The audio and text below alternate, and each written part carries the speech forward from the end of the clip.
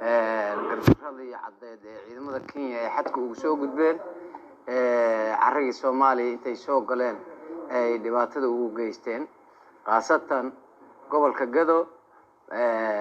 magaalada Celwaq tuulada Yado u dhaxaysa Dhamas iyo Celwaq u dhaxayso dadkii shacabka ah ee shalay ay ku laayeen ayaan cambaaraynayna insha Allah annagoo ah xildhibaanadii Jamhuuriyadda Federaalka Soomaaliya magacooda ku hadlayno runtii waa nasiib darro in dalkeenii si qayro sharci ah ciidamo intay u soo galaan ay muxuu ahaay dadkayni shacabka ah ee xoolo dhaqatada ah ay xasuuqaan maanta iyadoo dadkeeda ninkii laay biri waxaa hubaal ah in buuqdi dadkeeda uu laaynayo aad iyo aad baan arrintaas ugu xunnahay dawladda Kenya horeyaan waxaan dib ugu qabnay ciidamadeeda oo AMISOM ka tirsanay Kismaayo jooga ayaan dib ugu qabnay dadkayna waxyaalo weyn ay u geysteen ummad Soomaaliyeed oo isla degan oo walaalo ah ay u kala hiiliyeen maanta ku aan ahayn AMISOM inay soo galaan ee ay dad ku laayaan gobolka Gado marna ma dul qaadanayno dawladda federaalka qaasatan xukuumadda madaxweynaha iyo muxuu ahaay ra'iisul wasaaraha cusub ee shalay aan ansixinay waxaan rabnaa arrintaas haddaan nahay baarlamaanka inay ay noo keenaan warbixin waafi ah oo muxuu ahaay dadkaas lagu badbaadin karaayo dadkii nolol qaarkood lagu watay qaarna iyagu meeydaha la watay waxaa Kenya dhaqanka ma taqaano oo Soomaaliya meydkeeda lama qaato Soomaaliya dhaawaceeda lama qaato waa isdili kartiin laakiin dhaawac oo la qaato waxay la mid tahay afduubay la mid tahay xuquuqda aadanaha xataa ma ogolo in qof meeyda aad muxuu ahaay aad dhibaatayso diintayna xanafigeena ma ogolo waxaan leeyahay dawladda Kenya dadkii ninkii meydkiisina ku soo wareejisay eheladiisii dadka dhaawaca ah ee dhibaataysay ee ay qabsatina soo dayso arrintaasna dawladda federaalka iyada ka wada hadlaan haday ka wada hadli waayaan annagu waxaan amri doonaa dadkayna inay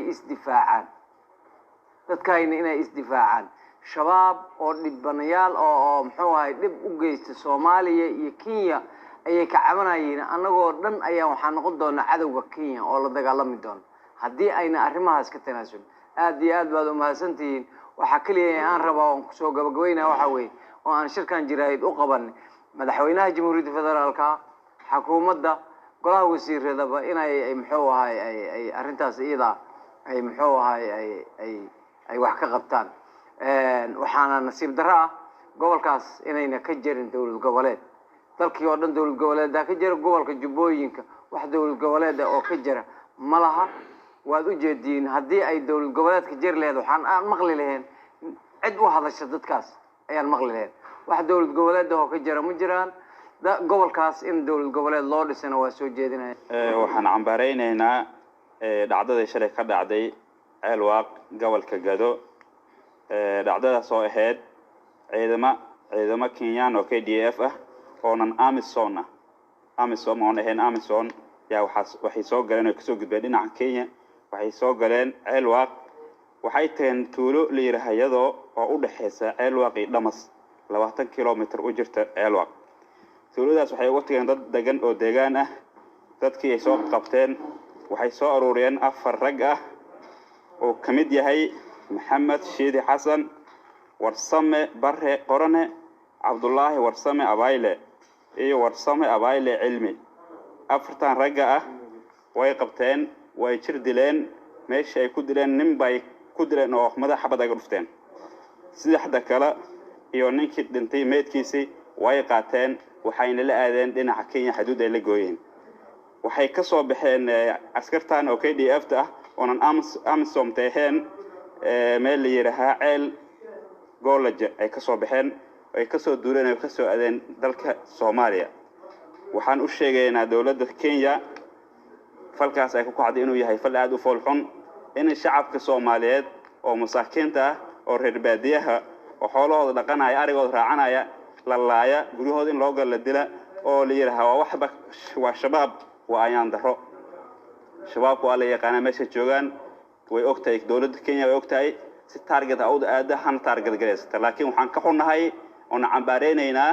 in ay shacabka masaakiinta oo guryahooda jooga xoolahooda dhaqanaya ay bilaa maskab kulays waan arrin aad u foolxun waxaan la sheegayaa saddexdaas qof iyo ninkii meedkay ilaa hadeer inaan nool iyo geeri lagu haynin meel ay jiraan la ogeen balse ay la gudbeen oo la aadeen ceel galooje waxaana ka codsanaynaa dawladda Soomaaliya federaalka inay arrintaas wax ka qabato maamulka ceel waq joogana waa aad baan u dhaleelsanahay ilaa hadeer kamay hadin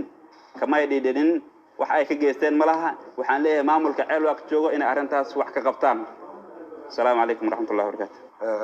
waxaan saaka isugu nimid halkaan inagoo xubno ka tirsan baarlamaanka golaha shacabka waxa halkaan keenay oo ka hadlayna ragii naga horeeyeen ay ka hadleen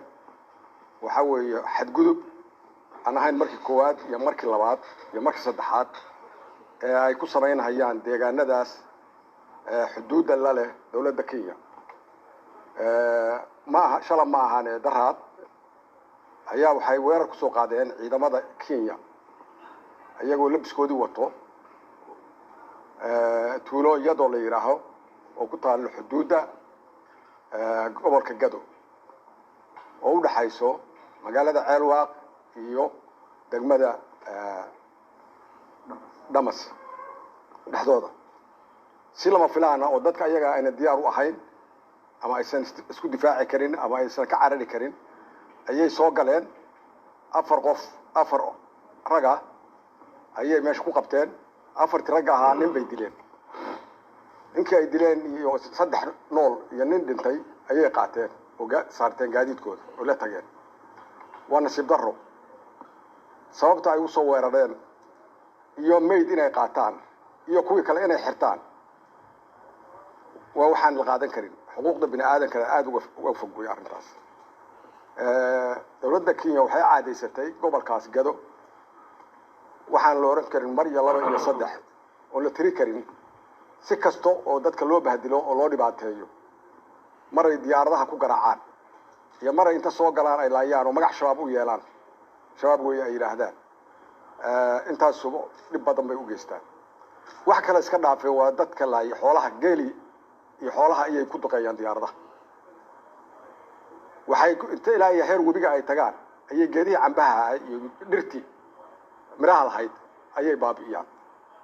waa cadowtinimada waqti waa kala fog tahay moogta dadkii hal laayo wixii ay dhaqan hayeen hortood hal laayo waa arrin aad u adag weyn arrintaas ma aha arrin loo dul qaadan karo haddana xildhibaanadii beesha xildhibaanadii deegaanka xildhibaanada Soomaaliyeed